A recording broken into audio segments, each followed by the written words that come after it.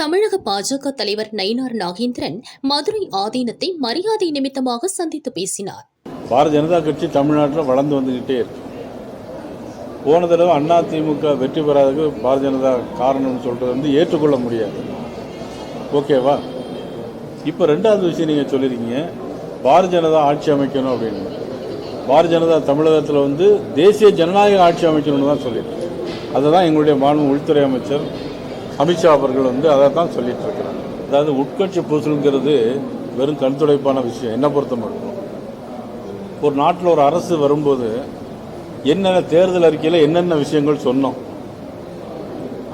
அதை இப்போ என்னென்ன செய்யலை.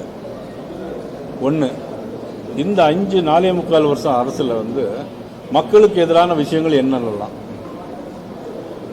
சொத்து வரி உயர்வு, மின்சார கட்டண உயர்வு 300% கூட. நான் எப்பொழுதும் எல்லா ப்ரெஸ் மீட்லையும் சொல்லிகிட்டே இருக்கேன்.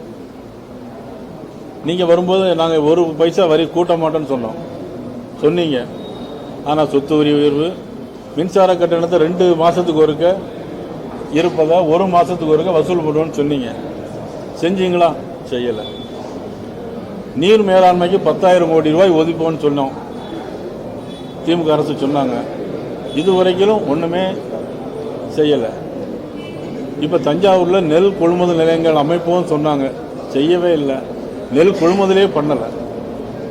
மாறா மத்திய அரசு வந்து 6 இடங்களில் மத்திய அரசு நெல் கொள்முதல் நிலையம் வச்சிருக்காங்க. 1000 தடுப்பணைகள் செய்வோன்னு சொன்னாங்க, செய்யலை. 1000 தடுப்பணைகள் செய்வோன்னு 1000 தடவை அண்ணன் துரைமுருகன் சட்டமன்றத்தில் சொன்னாங்க. ஒரு தடுப்பணை கூட எங்கேயுமே கட்டியிருக்காங்களா? செய்யலை. 1000 ரூபாய் கொடுப்போம்னு சொன்னாங்க, வந்த உடனே கொடுத்தாங்களா? இல்லை. 2 வருஷம் கழிச்சு பார்லிமெண்ட் எலெக்ஷன் வரும்போது கொடுத்தாங்க. போன தடவை பொங்கலுக்கு 1000 ரூபாய் கொடுத்தாங்களா? இல்லை.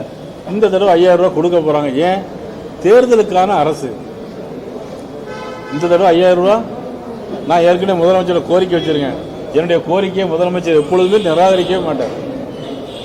என்னுடைய தொழில காலேஜ் கேட்டேன் கொடுத்தாரு, ரோடு கேட்டேன் கொடுத்தாரு, பாலம் கேட்டேன் கொடுத்தாரு. அதனால் இந்த தடவை மக்களுக்கு 5000 ரூபாய் கொடுக்க வேண்டும் அப்படின்னு நான் கோரிக்கை வச்சிருக்கேன். ஒருவேளை 10,000 ரூபாய் கொடுத்தாலும் கொடுக்கலாம், ஏன்னா அரசு அவங்க கையில் இருக்கு.